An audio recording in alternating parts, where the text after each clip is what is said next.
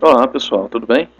Nós estamos estudando o PET. PET é o Plano de Estudos Tutorados, é um material didático elaborado pela Secretaria Estadual de Educação de Minas Gerais para esse tempo de estudos remotos, tempo de pandemia. Nós estamos aqui no PET 7, a semana 4, a série é o terceiro ano do ensino médio, a disciplina é Filosofia, e eu sou o professor Patrick Rocha, esse que está falando com vocês. Eu vou pedir a gentileza de você curtir e você se inscrever no meu canal, tá? Dar esse apoio para esse canal de educação. O tema é Bertrand Russell, tá? Bertrand Arthur William Russell. Um dos mais importantes matemáticos, lógicos e filósofos, Bertrand William Russell nasceu em 18 de maio de 1872 em Ravencroft, País de Gales. Também foi militante que lutou por várias causas, entre elas o pacifismo e a educação. Defendia que a matemática era mera lógica e que seus princípios poderiam ser compreendidos por categorias como proposições e classes em vez de números. Russell elaborou algumas das mais influentes teses filosóficas do século XX e com elas ajudou a fomentar uma das suas tradições filosóficas, a assim chamada filosofia analítica. Dentre essas teses, destacam-se a tese logicista ou da lógica simbólica, de fundamentação da matemática. Segundo Russell, todas as verdades matemáticas, e não apenas as da aritmética, como pensava Gottlob Frege, poderiam ser deduzidas a partir de poucas verdades lógicas e todos os conceitos matemáticos reduzidos a uns poucos conceitos lógicos primitivos. Um dos elementos impulsionadores desse projeto foi a descoberta, em 1901, de um paradoxo no sistema lógico de Frege, o chamado paradoxo de Russell. A solução de Russell para esse e outros paradoxos foi a teoria dos tipos, inicialmente a teoria simples dos tipos, posteriormente a teoria ramificada dos tipos, um dos pilares do seu logicismo. Trata-se, segundo Russell, de se imporem certas restrições à suposição de que qualquer propriedade que pode ser predicada de uma entidade de um tipo lógico possa ser predicada com o significado de qualquer entidade de outro ou do mesmo tipo lógico. O tipo de uma propriedade deve ser uma ordem superior ao tipo de qualquer entidade da qual a propriedade possa, com significado, ser predicada. Para Russell, a análise lógica precisa de frases declarativas, contendo descrições definidas, expressões, por exemplo, o número primo par, o atual rei da França, etc. Deve deixar clara que, contrariamente às aparências, essas frases não expressam proposições singulares, algumas vezes denominadas proposições russelianas, mas proposições gerais. Assim, tal análise deixaria transparente que descrições definidas funcionam logicamente como quantificadores, contrariamente à sua antiga teoria do significado e da denotação e à teoria do sentido e referência de Frege. A teoria das descrições definidas de Russell são associadas às descrições definidas, significado e denotação, sentido e referência. Segundo Russell, tais expressões desempenham um papel semântico bastante diferente, qual seja o de denotar, quando existe o objeto descrito pela descrição definida. Por outro lado, as expressões que desempenharam o papel de referirem-se diretamente aos objetos seriam nomes em sentido lógico, nomes logicamente próprios, como chamou Russell. Um dos seus exemplos preferidos de nome logicamente próprios são os pronomes demonstrativos, isto, este, etc. Russell também estendeu a sua análise de frases contendo descrições definidas para frases contendo nomes próprios ordinários. Segundo ele, nomes próprios ordinários seriam de fato abreviações de descrições definidas porventura se tem em mente quando se usam tais nomes. Por exemplo, Aristóteles pode ser uma abreviação de uma descrição como o maior discípulo de Platão.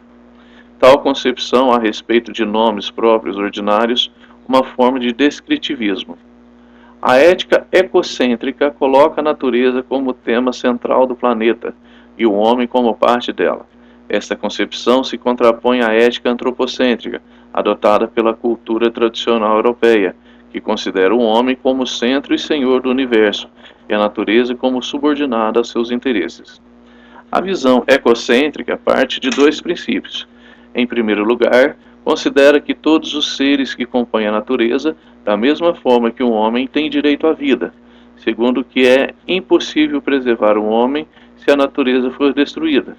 Quer dizer, estamos todos em o mesmo barco. Ou nos salvamos todos, ou não se salva ninguém.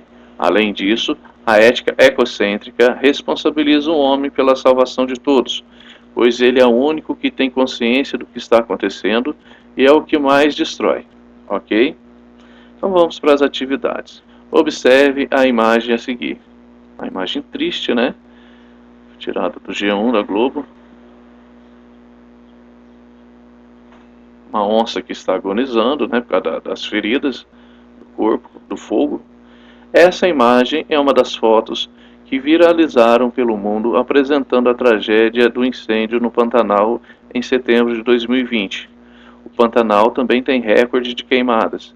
Em apenas 19 dias de setembro, o bioma já tem bem mais focos de queimadas do que a média histórica total para o mês. Foram detectadas 5.815 pontos de calor, sendo que o valor médio histórico é de 1.944 para os 30 dias. Para Russell, a visão ecocêntrica parte de dois princípios. Em primeiro lugar, considera que todos os seres humanos, que todos os seres que compõem a natureza, da mesma forma que um homem, têm direito à vida. Segundo, que é impossível preservar um homem se a natureza for destruída. Quer dizer, estamos todos em o mesmo barco. Tendo como base os princípios lógicos de Russell para o desenvolvimento de um raciocínio transparente através da linguagem, redige um texto de 40 linhas observando os fatores associados à reportagem acima. Então, gente, isso aqui é uma sugestão de resposta, tá? Aí você que pode fazer, você pode fazer a sua pesquisa, você é livre para fazer a sua pesquisa. Aqui algumas sugestões, tá? Homem versus natureza.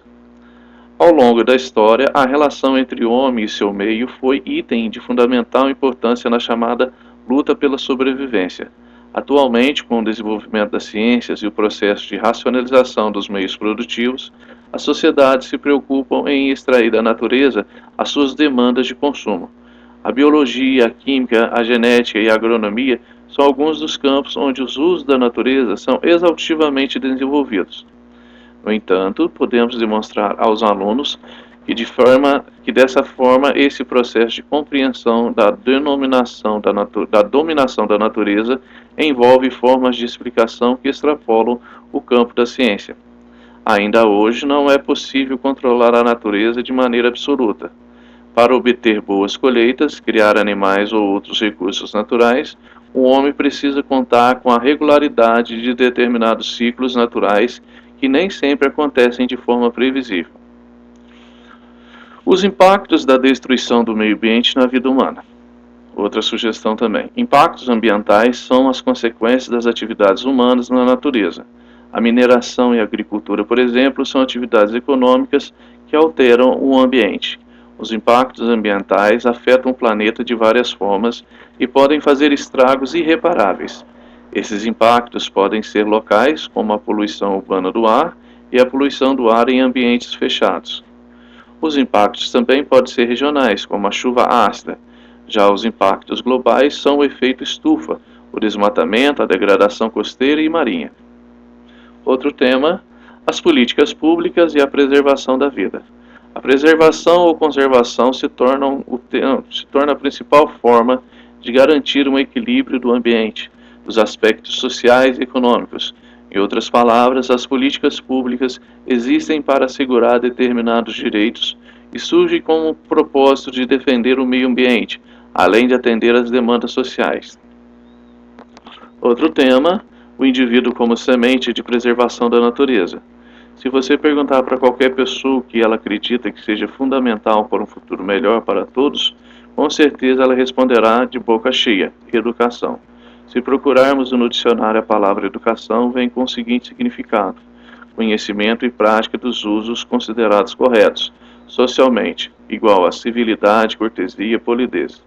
A educação é o ponto de partida para um mundo mais justo, agradável e até mais saudável. É ela quem norteia nossas atitudes, hábitos e nossa maneira de se relacionar. É ela quem nos guia para ser quem desejamos ser. Enfim, é fundamental para o nosso desenvolvimento em todos os aspectos. Ok? Então é isso, gente. A gente já deu sugestões de respostas, tá? Espero que você tenha bons estudos. E é isso. Grande abraço para todos, valeu e até a próxima.